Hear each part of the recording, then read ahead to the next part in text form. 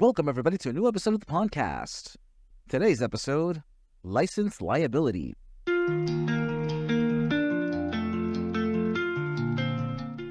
Welcome to The Deep End, our captivating discussion series where we dive into the depths of current Pokemon news and theories and related matters. Today, we're going to be discussing the recent law passed in California about digital purchases, how this affects everyone who has ever purchased a digital game. So let's dive into it. Back on September 24th, California lawmakers passed a law that prohibits any digital storefront or any storefront that sells digital downloads of anything from using the terms purchase or buying in such a way that the customer may think that they're actually purchasing the item in itself and not just a digital usage license. The reason this is important is something that we've discussed on this channel a few times already, where when you're purchasing an item, be it at full price or sale, a lot of people have misconstrued it that they are purchasing the item as a whole, be it digitally or physically. The difference is, that's finally being brought to light, is that unlike a physical copy where it is in your hands, you can use it whenever you want, digital licenses do not have the same applications. If the storefront or the host site chooses to remove the item, they can legally pull it away and you will no longer have access to this item. And we have seen this happen with certain video games recently that had ended up being canceled and then removed without the owner's permission from existing systems. I do believe that once the backlash kicked, the refunds were issued to make sure that those customers were appeased, but it does set a very dangerous ground for purchases that we have already made up until this point, and it's something that we really should discuss and clarify because this type of practice will affect not only us as gamers, but people who want to archive video game history.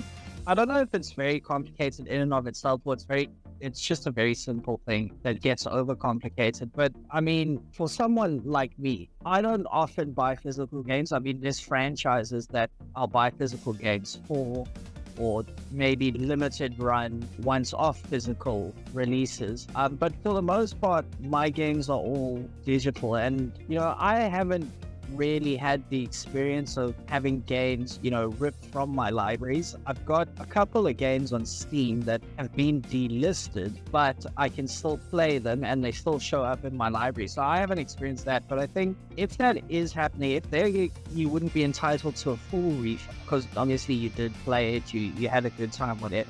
And if you want to go back for nostalgic purposes and now you can't, you should be compensated a little bit. Say 50% of the cost of the game, depending on the game's price. So if it's full like AAA MSRP, which is I think that's sitting at around $70 US or equivalent, you should get at least $35 back, because it would have been unfeasible to give the full amount to every single person because that takes away from the game's actual sale. The numbers have to be readjusted. That I'm sure is a whole difficult process in and of itself. I think I had a conversation similar to this with my other friends, and they're split. They are the types that are oh, I want the physical copy always, whenever possible. And you're getting digital, you're basically just not buying the game at all. You're just buying what was mentioned, you just literally just buying the license for the game, and that like a driver's license, you're gonna get it taken away from you.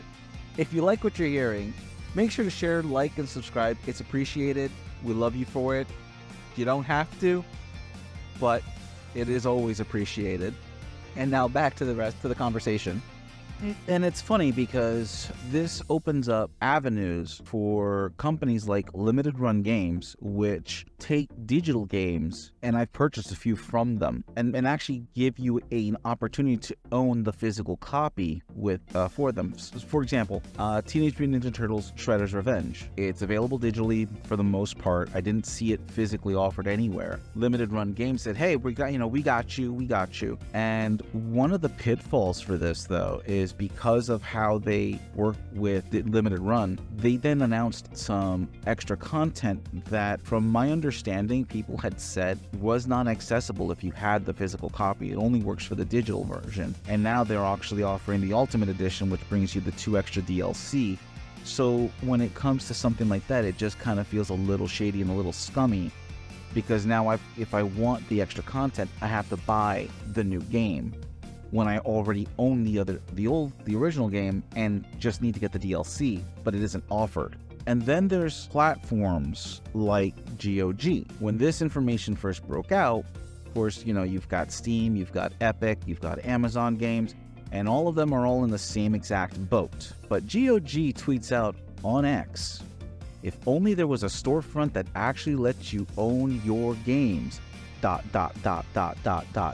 And what that means is GOG is one of those platforms that not only sells you the installer, but the installer is DRM free. It is complete. So if you have no internet, you can still play your games. There is no internet check for you to have to worry about, oh, hey, I can't play my game because I'm not online and the DRM is preventing me from playing my game, which has been something that a lot of game companies have been doing to prevent piracy. But it's also been a topic of ire because if for whatever reason you don't have internet at that point in time, or your internet connection is spotty at best, this is going to prevent you from actually enjoying a purchased item. GOG will sell you a digital game, but you download the actual full installer offline. You can put that installer on a hard drive, separate it from your computer, plug it into a different one, and install it as if it was your own copy of the game. And to my knowledge, GOG is the only online platform that does this with digital games. Yeah, it's an interesting thing. I mean that should be the way to go. Or alternatively, we'll use Steam for example. They could have a backup server farm where all of their delisted games go and sit, so they're not removed from the Steam catalog. You just won't be able to buy certain games anymore, which is understandable. A game might not be as popular, might get one sale every however long, and that's just someone who's seen the game on like YouTube, for example, wants to try it out. So it's not feasible to keep it up because it doesn't generate as much revenue as it used to. But with a backup server farm for all your delisted games, people still have access to play them, although that in itself is very costly and it takes up a lot of space. And you will have to expand that every so often. Specifically, I just want to touch on the Switch and that. I think we're in a kind of weird place now. I don't know if you guys remember or had ever heard of, I'm sure you've heard of it, R34 cards from the DS days. I think so, yeah. There's now a version of that on Switch. They don't work great. I mean, I've got one. Apparently there's 2 versions. So you can, for legal purposes, we do not condone piracy. It is wrong. I hope you get screwed with you are a pirate. But you can rip your games off cartridges. And I think in general, if we could do something like that without piracy, then I think that could be the way to go. GOG's way, phenomenal. I wish like Steam could do that, because essentially my whole gaming library is on Steam.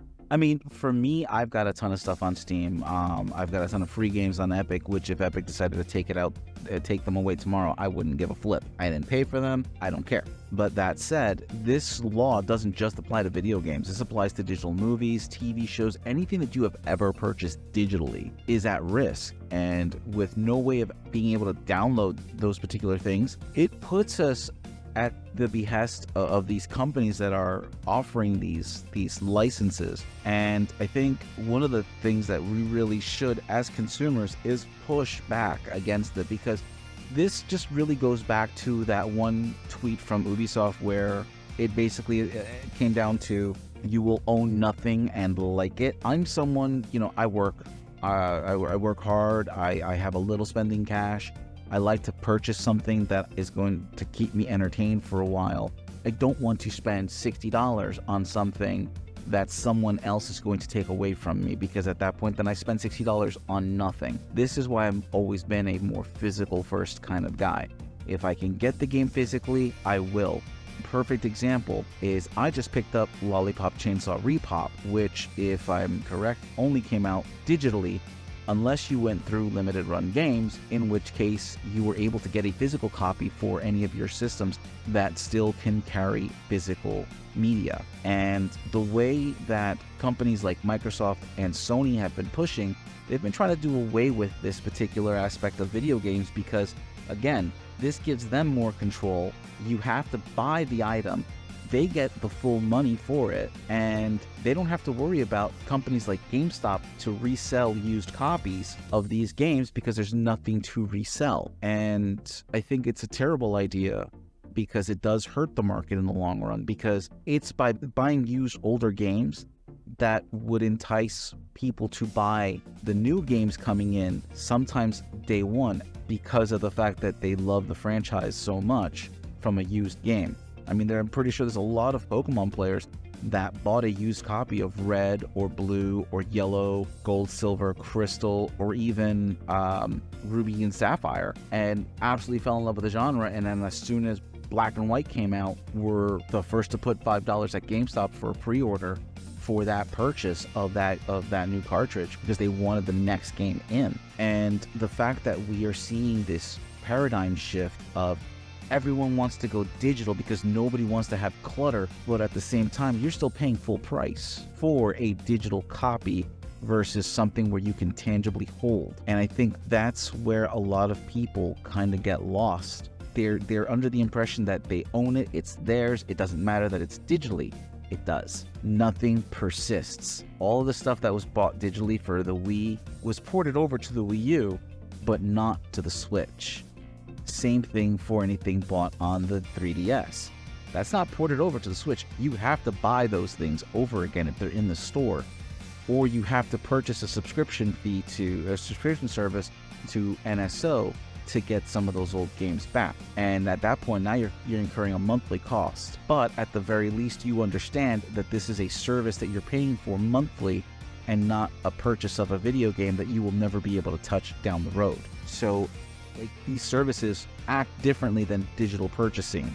Just 2 points that I want to point out. So Xbox Microsoft and Sony's push to try and create all digital consoles and get rid of physical games. It sort of reminds me of your modern day smartphone situation where companies like Samsung and Apple, have been like, okay, we're not going to include a charging brick in the box because, we're trying to cut down on waste and all of that nonsense and go green.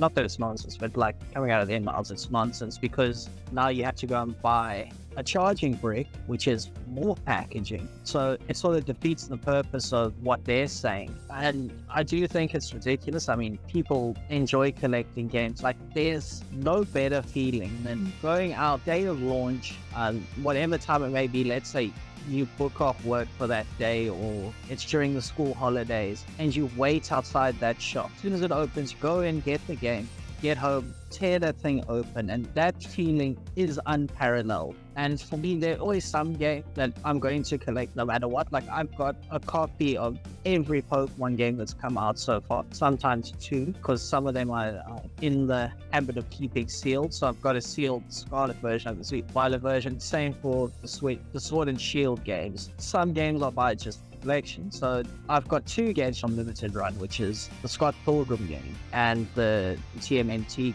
Yeah, I couldn't pass that up. I had to buy it. I have both Shredder's Revenge and the Turtle Collection. I have Lollipop Chainsaw, and I don't know if I've purchased anything else with Limited Run. Although I would be remiss if I didn't say that someone did mention to me a while back that there were some issues with limited run games, that there's some kind of a small controversy with them. At the time of recording, I have not had the opportunity, nor have I heard anyone else mention that there was issues with limited run games of the same nature. So I do know that there is some dark cloud around that company, and like I said, I'd be remiss if I didn't say something to that effect. But as to the specifics, I have not been able to verify. Therefore, I do not want to spread any rumors without being able to verify for myself that what I've heard is correct. I haven't heard anything, but bringing anything in from outside is cause for like suspicion, especially where I'm from. Yeah. Mostly because you don't know if it's actually going to come get it. Could be a scam, or there's high likelihood of it getting lost along the way and stuff like that.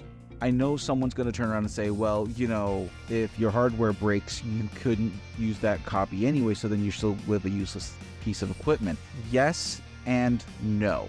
The reason I say yes and no is simply because of the fact that there are companies out there, systems like Raspberry Pis, where you can build yourself a gaming system that will play those specific titles of those specific physical media. There's components out there that you can go ahead and purchase, put together yourself very easily, or even pay the company to go ahead and build it for you and send you a working unit that will play whatever physical media you have as far as gaming is concerned. So again, Nintendo, Sega, Sony, Microsoft, they're not going to come to your door, knock on and say, hey, you've got physical copies of XYZ, you need to give them up. No, that's not how this works. Digitally, yes, they can absolutely remove them. They can choose to take them away. They can choose to compensate you, especially with the way the law has been passed. Now that you are agreeing to the license, they no longer have to give you money back for taking something away. You are quite literally paying for nothing, because at the behest of the parent company, if they choose to no longer carry something, all of it is gone and you have spent all your money on nothing. Whereas a physical copy, at the very least, if they do decide to pull that game from production for whatever reason, you will always still have a copy of that game that you can throw into a system, boot it up, and just enjoy to your heart's content. If you guys don't know how the whole Raspberry Pi thing works, there's a channel on YouTube, quite a decent channel. He doesn't focus on this stuff, but he's big into retro gaming, and he also likes building stuff. The channel's called Zach Builds. I think you guys should definitely go and check it out. It's ZAC, and then space builds. And he builds some very cool looking stuff. Everything from retro gaming machines to speakers, desk-mounted PC, built his own keyboard out of wood, stuff like that. Really cool. I think you guys should go and check it out. And just to add, he does own all of his games, so he's just ripped them so he can run them digitally, because we don't like pirates here, and if you're a pirate, I hope your timbers get shivered. Arg. I hope your timbers get shivered. One more thing I do want to just add, more on topic. Forgot to touch on it earlier because ADHD brain gets me sometimes. I think with things like movies, TV, and music, I think it isn't seen as big of an issue as, with games, because we've got things like Netflix, Spotify, Amazon Prime, just to name a few. And I think more so with the film and TV stuff, we've sort of been desensitized to the whole taking away of certain films or programs, because these streaming services, they do cycle through their content. So some shows and movies will get taken off, some will get added, some might even get added back. I've got a big film and movie collection, banning from my childhood. I still got the VHS tapes. I've got the first iterations of DVDs.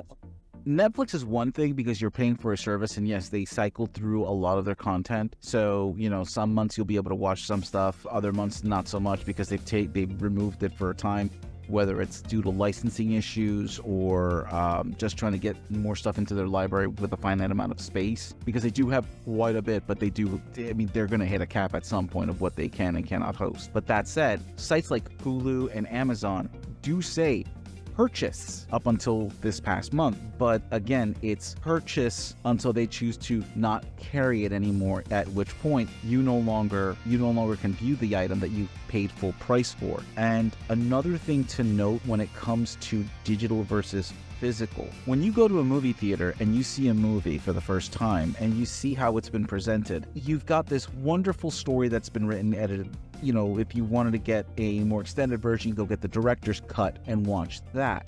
However, because we live in a day and age where things that were okay in the 80s are not okay now, case in point, the movie Airplane. at the time was socially acceptable because even though, yes, there were making racist connotations, most people who went to see that movie took it in stride as a joke, understood that it was a joke, that it was not meant to offend anyone. It was just trying to be humorous all the way around. But by today's metrics would never be made, and so content inside that movie would be changed or edited out. And that kind of leads into it's a different topic that we are going to touch on in another episode. It's one of those things where I kind of fall on the side of you need to just leave it alone, not change it. But when you're talking about digital content, it can be altered at any given time for any given reason, and you have zero control about that. And that is kind of a dangerous place to be when it comes to digital versus physical content as well. I actually haven't heard of that, but when you started mentioning it, my mind went to a very specific movie in particular, one of Robert Downey Jr.'s best performances. Tropic Thunder. It's a little movie. Yeah, I'm not gonna lie, I'm in a lot of blurred communities because my personal background allows me access to these things, and I kid you not, that particular movie comes up more often than you would actually think, and it's one of the few times that people understood the joke and have absolutely zero issue with Robert Downey Jr. in the role that he played, because most of the people in that community understood exactly what they were going for and appreciated the fact that that man went all out. Like, he's still invited to the barbecue, let's put it that way. How that movie ever saw the light of day, I will not understand. Like, it could have got extremely bad, but like, it is an awful movie, but it is also really good. But yeah, again, but they would alter things, like even the movie Aladdin, the live action Aladdin. What blew my mind was that it came out in theaters, and the moment it went to Disney Plus threw in the disclaimer saying this movie was created during a time when it was acceptable for XYZ.